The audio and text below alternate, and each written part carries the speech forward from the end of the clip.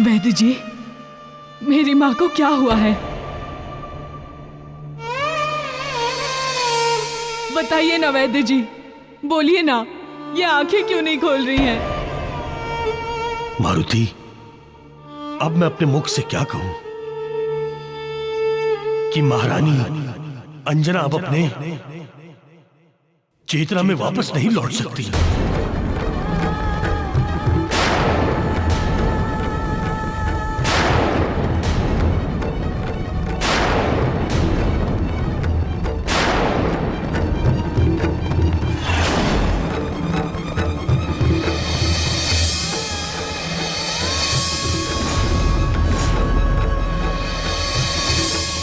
नहीं वैद्य जी, यह संभव है।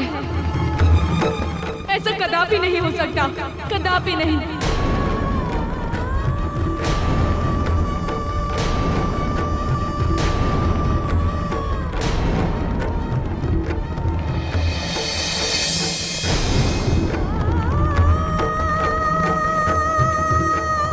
मेरी माँ उठेंगी, बात करेंगी मुझसे।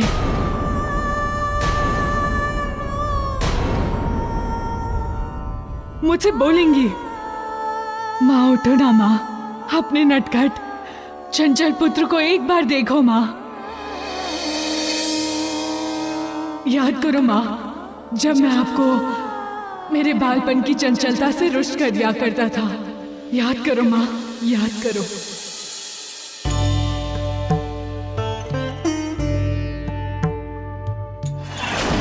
फिर आप मुझे रस्सियों से बांध दिया करती थी। उसके पश्चात मेरे रोदन से स्वयं पसीज भी जाती थी।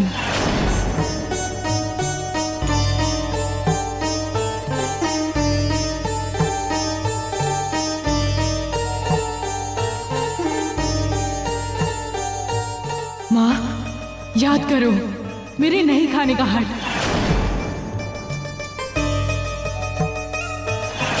और आपका लड्डुओं का थाल लिए मेरे पीछे पीछे पूरे राजमहल में घूमना।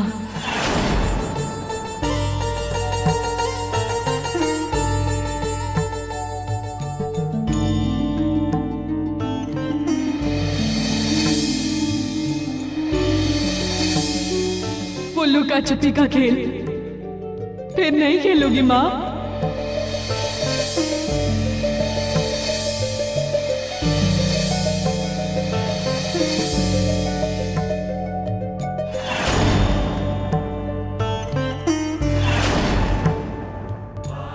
मेरी चंचलता के कारण मेरे पीछे दौड़ते दौड़ते आपके पांव दुख जाते थे माँ।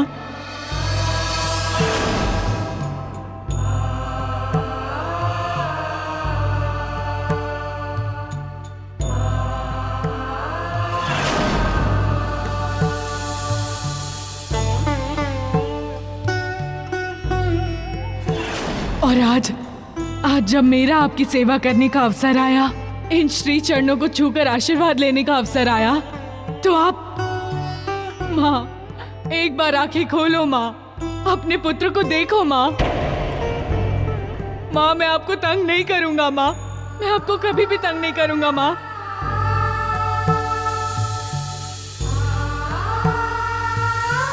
आंखें खोलो माँ, मुझे एक बार देख लो माँ। अपने पुत्र को देखो माँ, उठो माँ, माँ की खोलो माँ, उठो ना माँ।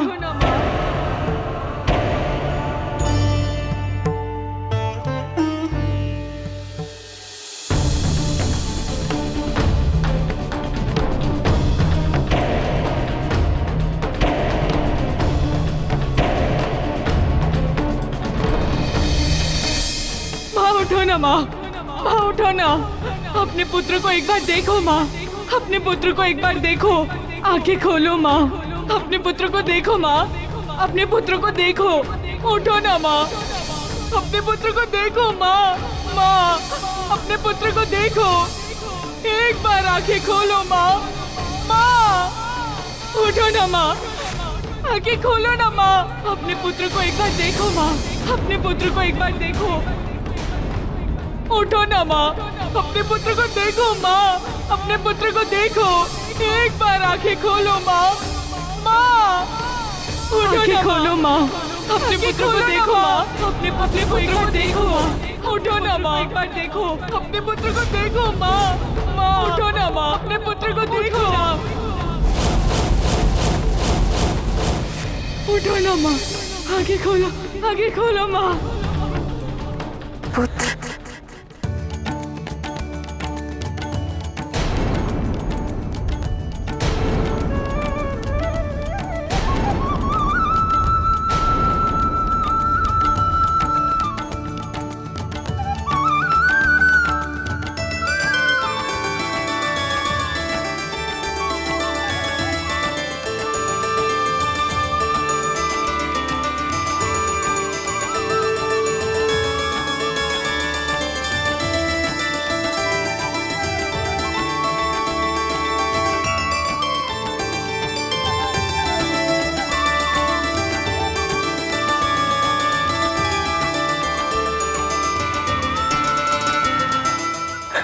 मारुति, मेरे लाल, तू आ गया।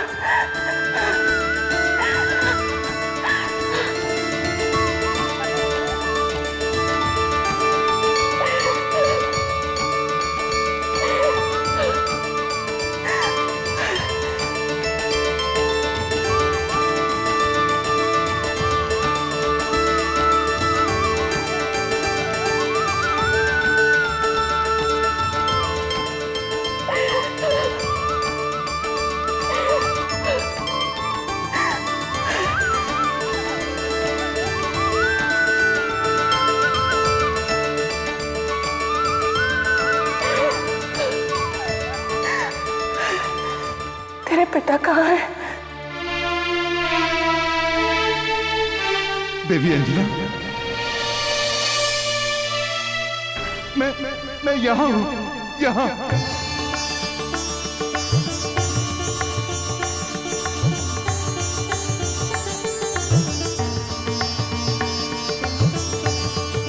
सैनिकों, मैं अंजन प्रदेश की महारानी अंजना तुम्हें आदेश देती हूँ, इस मायावी को बंदी बना लो, इस मायावी को बंदी बना लो।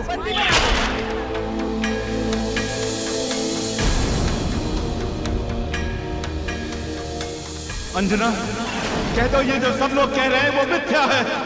कह दो कि मैं तुम्हारा पति हूँ। कह दो कि मैं मायावी नहीं हूँ। मैं मायावी नहीं हूँ अंजना।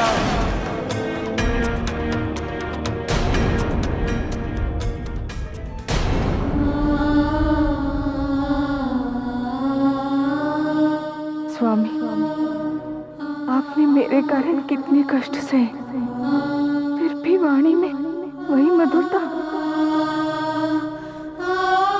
मैं देवी कहलाने की योग्य नहीं हूँ स्वामी, मैं देवी कहलाने की योग्य नहीं हूँ।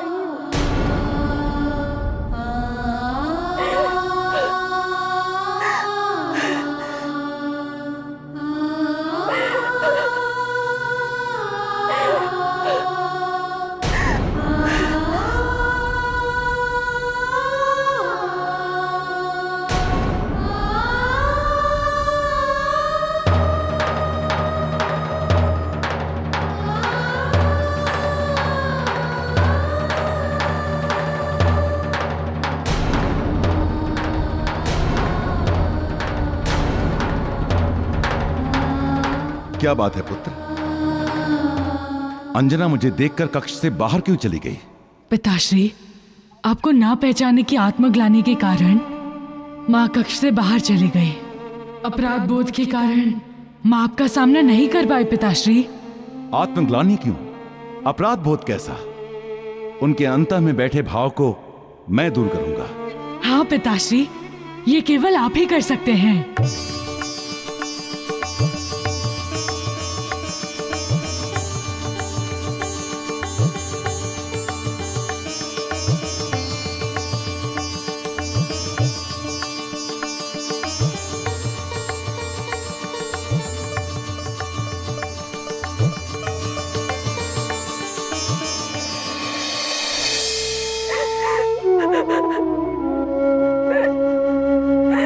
सैनिकों, मैं अंजन प्रदेश की महारानी अंजना तुम्हें आदेश देती हूँ, इस मायावी को बंदी बना लो।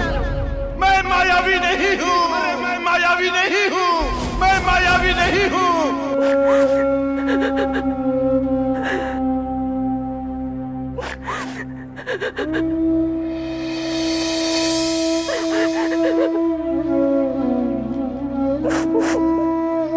अंजना, स्वामी, मैं आपकी अपराधिनी हूँ। आपको इस अवस्था में पहुंचाने की उत्तरदायी मैं हूँ। मुझे दंड दीजिए स्वामी, दंड दीजिए मुझे। नहीं देवी अंजना, तुमने कोई अपराध नहीं किया है। जो होता है, जो हुआ है, अतः भविष्य में जो भी होगा वो सब नियति का निर्धारण होता है। देवी अंजना, तुम इस ग्लानि के गर्त से बाहर निकलो। अंजना, बाहर निकलो।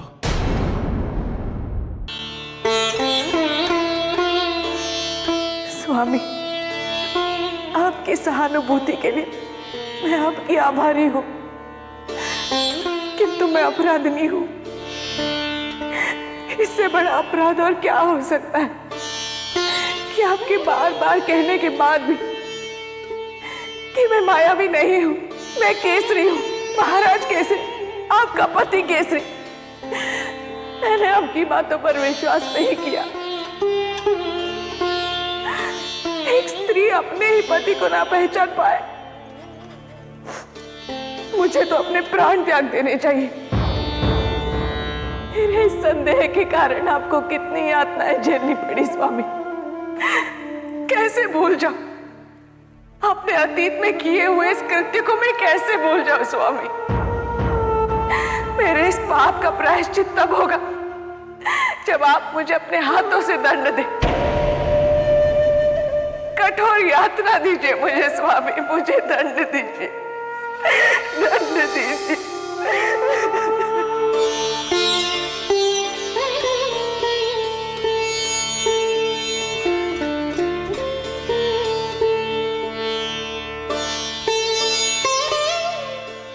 नहीं देवी अंजना, नहीं, तुम यातना की योग्य नहीं हो, तुम अर्चना की योग्य हो। हाँ, बीती ताही बिसारिए और आगे की सुध लो। भूल जाओ उस भयावह अतीत को। जो कुछ हुआ वो असुरों की माया के कारण हुआ है, उसमें तुम्हारा कोई दोष नहीं है देवी अंजना। दुख के दिन बीत गए हैं देवी अंजना, अब तो हमारे सुख से रहने का समय आया है। एवं भोजन का भी।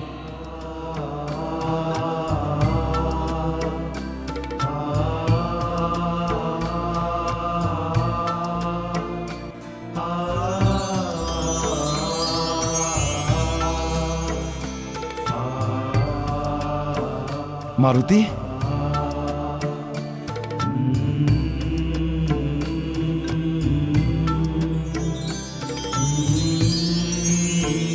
पिताश्री, आप नहीं जानते, नानाश्री ने अभी अभी मुझे बताया है कि माँ ने अन्य जल का त्याग किया हुआ है। माँ ने प्रण लिया हुआ था कि जब तक आपके ऊपर आया संकट नहीं समाप्त हो जाता, वो अन्न ग्रहण नहीं करेंगी।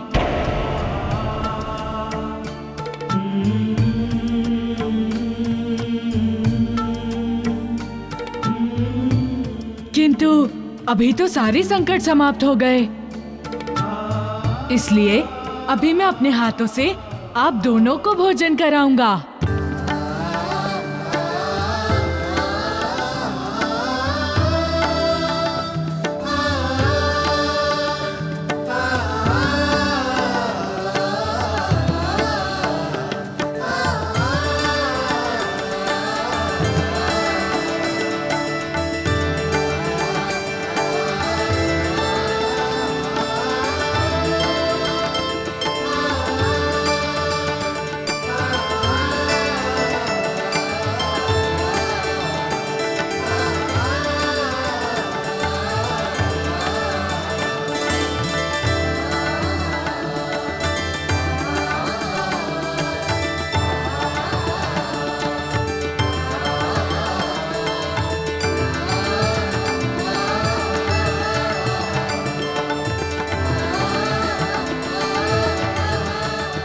आज वो सुखद घड़ी आ गई है जिसकी मैं प्रतीक्षा कर रहा था, आप दोनों के हाथों से भोजन ग्रहण करने की।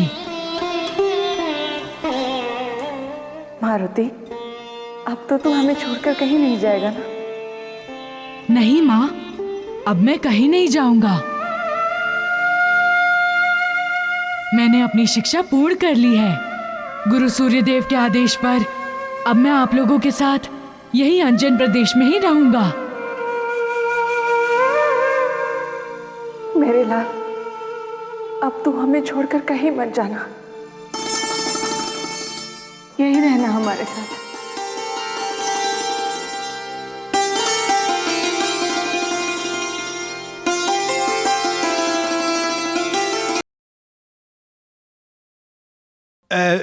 किंतु महारानी अंजना, अभी भी एक अड़चन तो शेष है। महाबली काका, अड़चन किस बात की है? महाराज, आप भूल रहे हैं,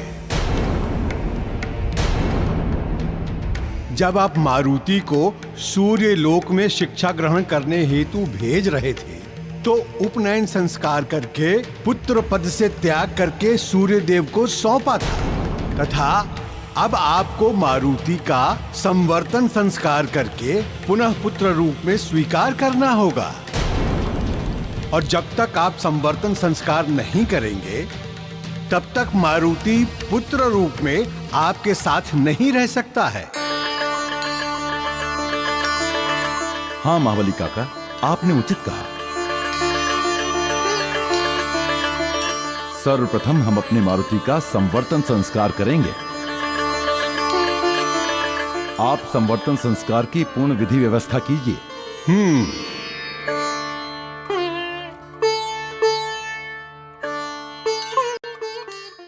उपनयन संस्कार हेतु ऋषि मतंग को सूचना देनी होगी। ये कार्य उन्हीं के हाथों फलित होगा।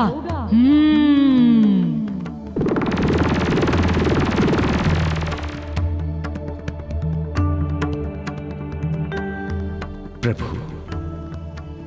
आपका आदेश पाकर मैं धन्य हो गया। प्रभु, आपका उपनयन संस्कार कराने का सुअवसर मुझे प्राप्त हुआ था प्रभु,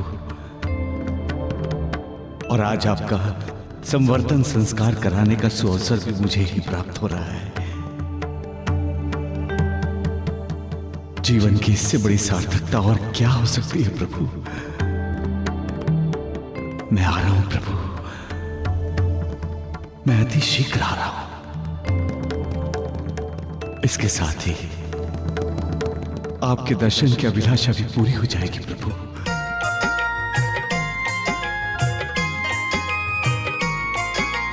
समवर्तन संस्कार, समवर्तन संस्कार, समवर्तन संस्कार, समवर्तन संस्कार, समवर्तन संस्कार, समवर्तन संस्कार।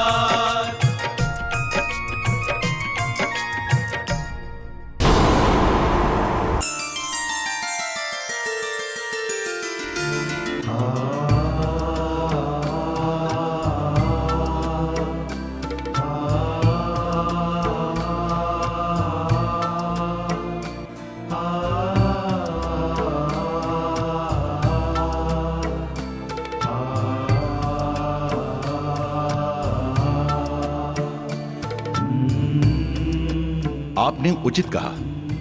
सर्वप्रथम हम अपने मारुति का संवर्तन संस्कार करेंगे।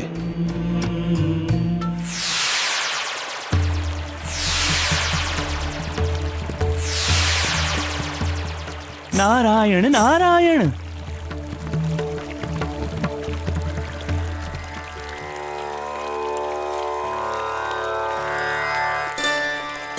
देवर्षि नारद, आप?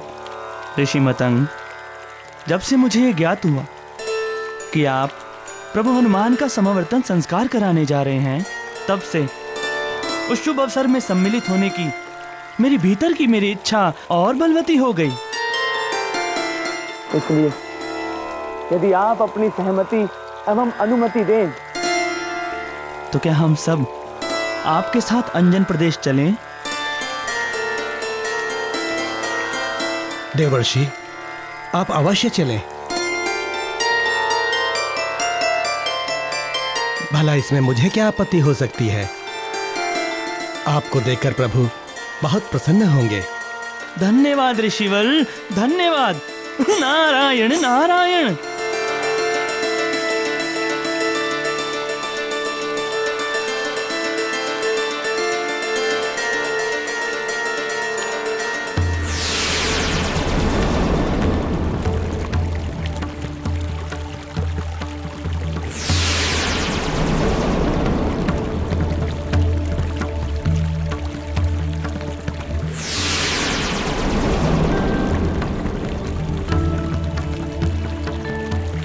नारायण नारायण।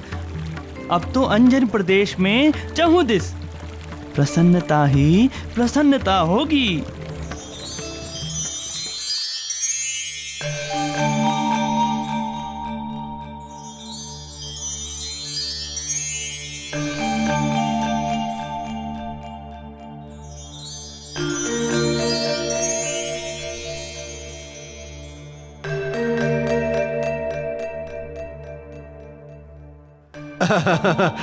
क्या बात है प्रभु, लड्डुओं के मध्य होकर भी आप लड्डुओं के मध्य अकेले हैं। तात्पर्य, आपने अभी तक एक भी लड्डू को हाथ तक नहीं लगाया। कैसे हाथ लगाता? आप तो जानते हैं कि माँ जब तक अपने हाथों से नहीं खिलाती मैं कुछ नहीं खाता। उनके हाथों से खाए बिना कुछ भी रुचकर लगता ही नहीं है। क्या करूं काका?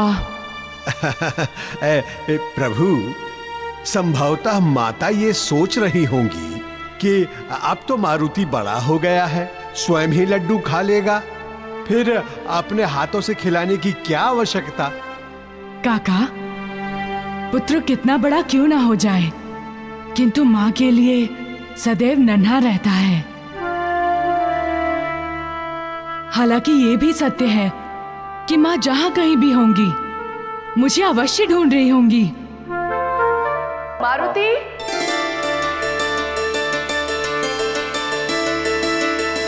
लो, तुम यहाँ बैठे हो इन लड्डुओं के मध्य और मैं तुम्हें पूरे महल में खो जाए। माँ, जहाँ लड्डू होंगे वहीं मैं रहूंगा ना।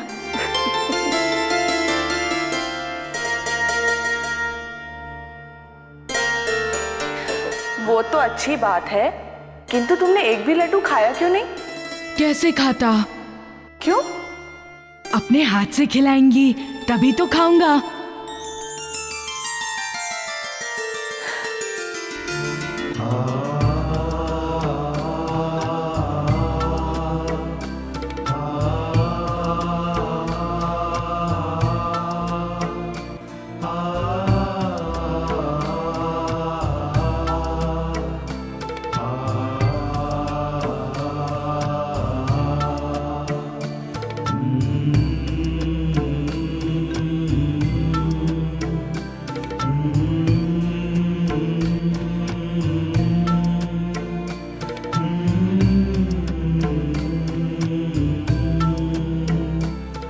मारुति मेरे लाल, तुम नहीं जानते मेरी कोख से जन्म लेकर तुमने मुझे कितना गौरवान्वित किया है।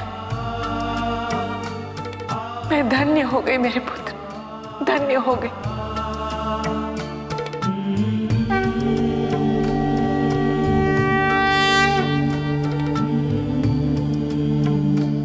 माता, तुम्हारा पुत्र होकर तो मैं धन्य हुआ हूं। मैंने कभी माता का सुख देखा ही नहीं था। मैं तो शिव रूप में अजन्मा था, किंतु तुमने मुझे जन्म देकर धन्य किया। माता, तुम्हें कोटि कोटि प्रणाम।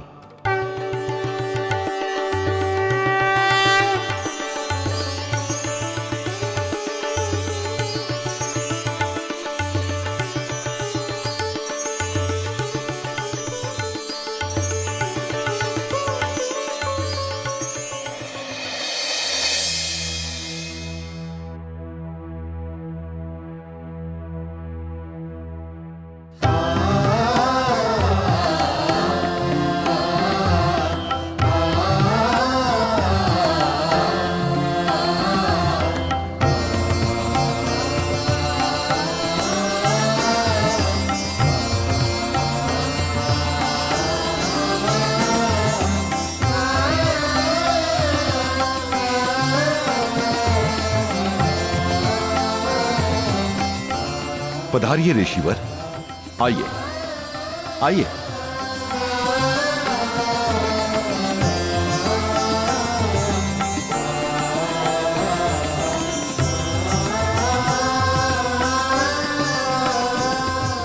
पधारिए।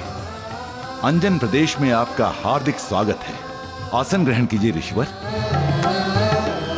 आयुष्मान भव। ऋषिवर, आज आपका आगमन अत्यंत उचित समय पर हुआ है।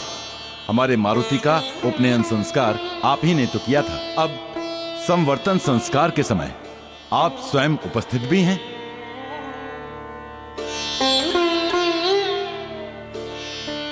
महाराज केसरी, गुरुकुल से शिक्षा प्राप्त कर लौटे विद्यार्थी हेतु ये संस्कार परम आवश्यक है। समय कितनी शीघ्रता से बीत जाता है ऋषिवर। देखिए ना, अभी कुछ दिनों पूर्व ही मारुति के गुरुकुल जाने हेतु आपने उसका उपनयन संस्कार किया था। अब आप ही के कर कमलों द्वारा उसका संवर्तन संस्कार भी संपन्न होगा।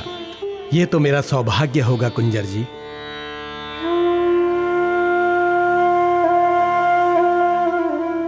किंतु ऋषिवर, आप हमें यह विस्तार से बताइए कि यह संस्कार होता क्या है और इसके करने के विधि विधान हैं क्या? अवश्य राजन।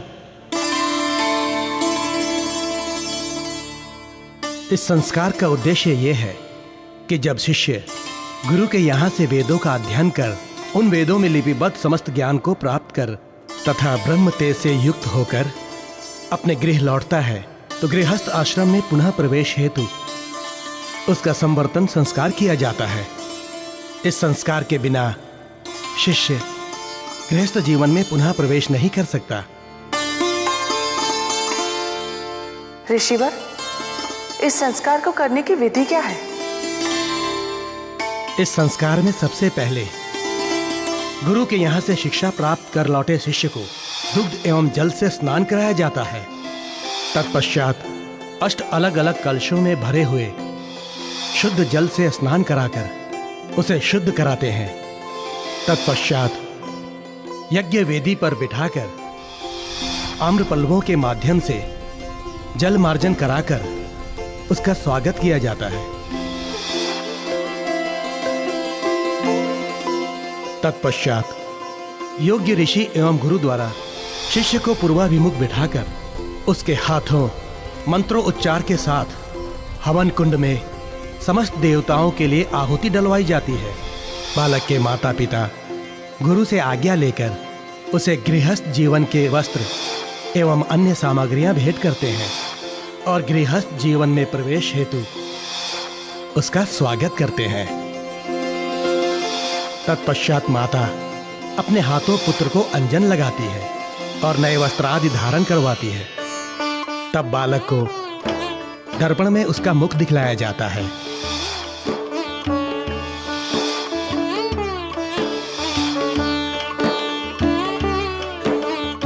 यहाँ प्रथम बार बालक को अपने ब्रह्म तेज के दर्शन होते हैं और राजन इस प्रकार वो शिष्य अपने गुरु द्वारा प्राप्त शिक्षा का अपने गृहस्थ जीवन में प्रयोग करने का अधिकारी हो जाता है।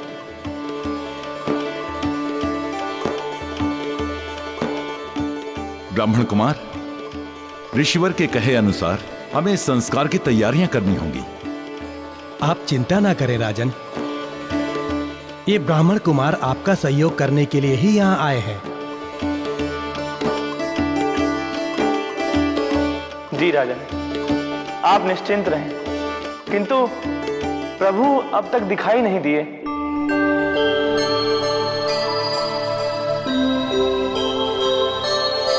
प्रभु? कौन प्रभु?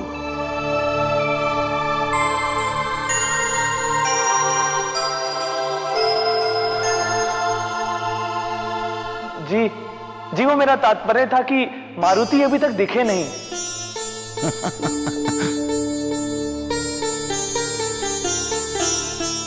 वो तो अपनी कक्ष में होगा।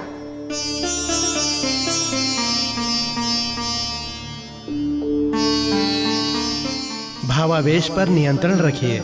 यहाँ किसी को ये ज्ञात नहीं है कि मारुति देवाधिदेव प्रभु महादेव हैं। जी ऋषिवर, भूल हो गई, क्षमा करिएगा।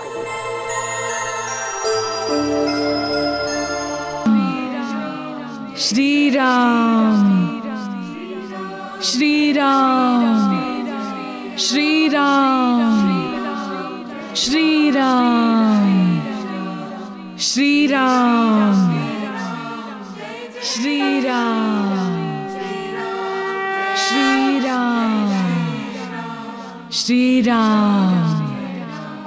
हनुमान,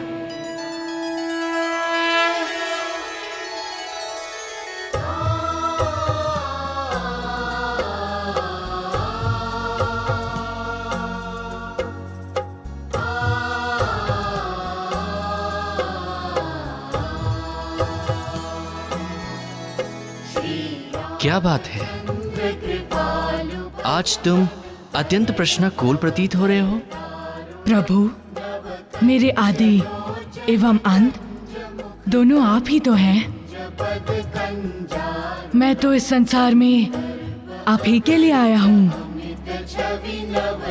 आपकी सेवा हेतु। अन्य ना कोई कार्य है, ना ही कोई कारण। हनुमान, मैं जानता हूं तुम्हारी व्याकुलता। कहो, वो कौन सी बात है जो तुम्हें मथ रही है? प्रभु, आप तो सब जानते हैं, अंतर्यामी हैं आप प्रभु। फिर मेरी चिंता आपसे कैसे छुप सकती है प्रभु? प्रभु, आज मेरा संवर्तन संस्कार होने जा रहा है, अर्थात गृहस्थ जीवन में प्रवेश। और आप तो जानते हैं प्रभु कि मैं गृहस्थ जीवन हेतु नहीं जन्मा हूं। मैं तो सदैव ब्रह्मचारी रहना चाहता हूं, जिससे मैं पूरी तन्मयता से आपकी सेवा कर सकूं। कृपया मेरा मार्गदर्शन करें प्रभु। हनुमान, तुमने जिस समाज में जन्म लिया है, तुम्हें वहां के संस्कारों को ही अपनाना चाहिए। संवर्तन संस्कार गृहस्थ जीवन में प्रवेश की एक व्यवस्था है, एक परंपरा है। गृहस्थ जीवन में रहकर जो व्यक्ति सेवा एवं भक्ति करता है, उससे महान ना कोई कर्मयोगी है और ना ही कोई भक्त।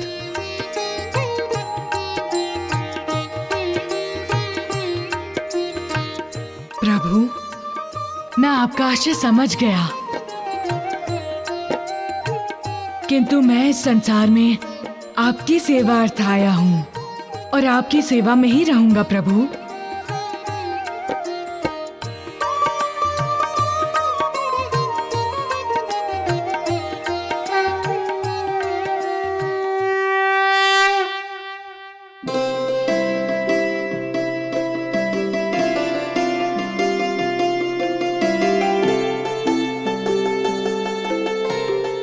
आप लोग यहाँ इस वेश में?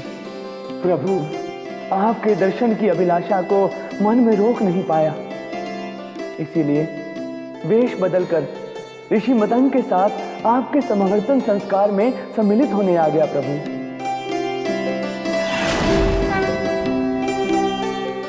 आपके दर्शन हुए मन तृप्त हो गया। प्रभु, अभी तो मेरी समस्त इच्छाएं पूर्ण हो गई। किंतु देवर्षि, अभी भी आपके मन में एक इच्छा शेष है, कहिए है कि नहीं? नारायण नारायण। प्रभु, आप तो अंतर्यामी हैं, अब आपसे क्या छिपाना। आपने मेरे मन की चोरी पकड़ ही ली। किंतु सत्य यही है कि माता अंजना के हाथ के बने लड्डू खाए बहुत दिन हो गए थे। प्रभु,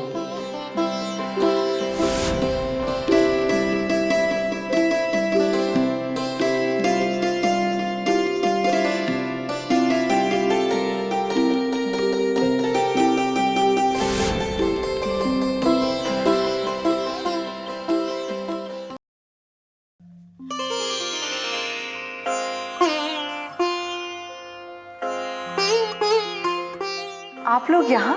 माता, माता वो बात यह है कि माँ, ब्राह्मण कुमारों को भूख लगी है, इन्हें अपने हाथों से बनाए लड्डू खिलाइए ना। हाँ हाँ अवश्य, क्यों नहीं। आप आसन ग्रहण कीजिए, मैं लड्डू लेकर आती हूँ।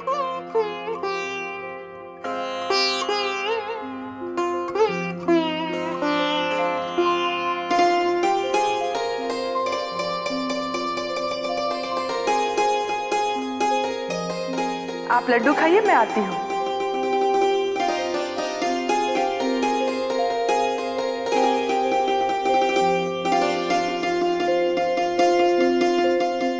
इतने कम लड्डू, इतने कम लड्डू से क्या होगा प्रभु? खाइए देवर्षि, मन तृप्त होने तक खाइए। इतने कम लड्डुओं से भला क्या मन तृप्त होगा प्रभु? देवर्षि, मैं समझ गया हूँ कि आपके मन में लड्डुओं के प्रति मोह हो गया है, इसीलिए आपको कम लग रहे हैं। किंतु निश्चिंत रहिए, ये साधारण लड्डू नहीं है, मेरी माँ के हाथों के बने लड्डू हैं। आप खाना तो प्रारंभ कीजिए।